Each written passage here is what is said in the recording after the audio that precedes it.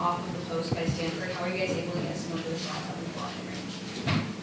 Yeah, you know, we know that they overload the sides sometimes. You know, early in the game, we let the ball, you know, cross too easy where there wasn't helping blocks. We were just late on them. I don't know if you noticed in the first half where the ball was down on the wing and it crossed over to position 3 and they were able to catch and shoot. And give credit to our team, they absolutely changed that in the second half. You know, having Lauren back there but having hands in front, it changes everything, right? It changes confidence, it changes the approach of the shooters.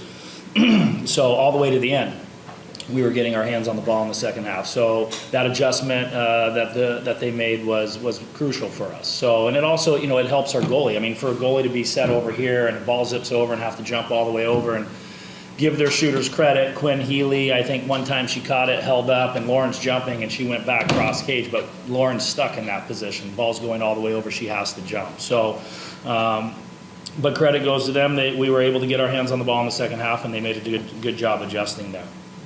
And then in terms of like offense, you guys found more success scoring in the third quarter in comparison to the first and second, with shots outside of the goal and over the top. What was the mindset? Well, I mean, in the first half, you look at, I mean, we hit a lot of bars. You know, they changed up their defense on Pearson. You know, we have a special center in Anna, and they were playing an M zone, and there was a couple times where we rushed things, but we got some good opportunities early in the game where Taylor hit a few bars, Pawnee hit a few bars, but it was also about slowing down. Each possession has a life of its own, you know, working until we have a very clear solution, and they did a much better job in the second half.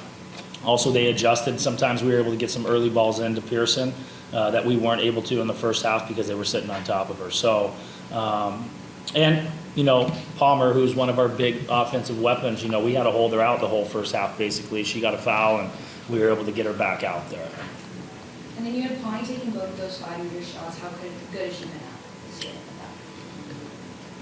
You know, she's been in these positions, I mean, you know, at the highest of levels. And when she has confidence in herself, I mean, you saw the shot at the end of the buzzer. And we need those things, you know, and the reality is those penalties, people think they're easy, but they're not. It's tough. And not that she's been perfect all year, but to do it in this situation twice was really important and big for us. And then I just wanted to ask, you guys played Stanford in the semifinals of that NCAA tournament last year. How did it feel to be able to come back and get this way? We played them a lot in the NC2As, and it's meaningful in the sense that there's a lot of our women that were in those games that were in the stands today. They were part of this process of where we are here today.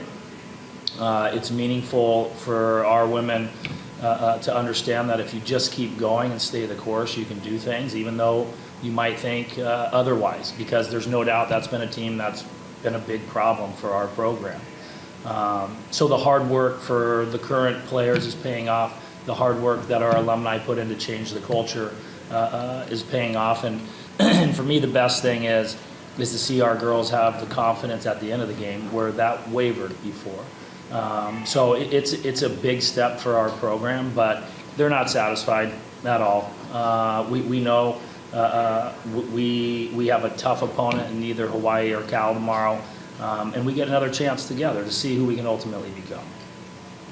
You have a big crowd out there today, a lot of former players, as you mentioned, and some of the men's players too. Just what does it mean to have them come up and travel to see the team? It's special, you know. It's they're coming up here. It's on their own.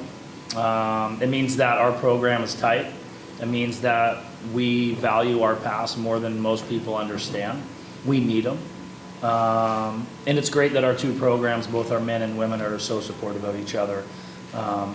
It was nice, you know, we don't ever play to a crowd or play to an environment, but to have that many Bruin fans in the walls here at Speaker at Cal was a nice thing for sure. And then, you know, 7 p.m. late game tomorrow. Just what is, I mean, that doesn't necessarily change too much in your plan, but just with that kind of later game, what's the team going to look like tomorrow? Well, it's late for us and late for whoever. We prep for it. You know, there's nothing that we haven't prepared for. You know, it's a long day. You know, it's a long day before you get to a 7 p.m. game. But let's be honest, it's one game. It's one game for what this program's been working for a long time. So there's no excuses, you know, and we understand it's going to be hard. But there's no other game we'd rather be in. So time, place, weather, at this point, that's irrelevant. Thank you, Coach. All right.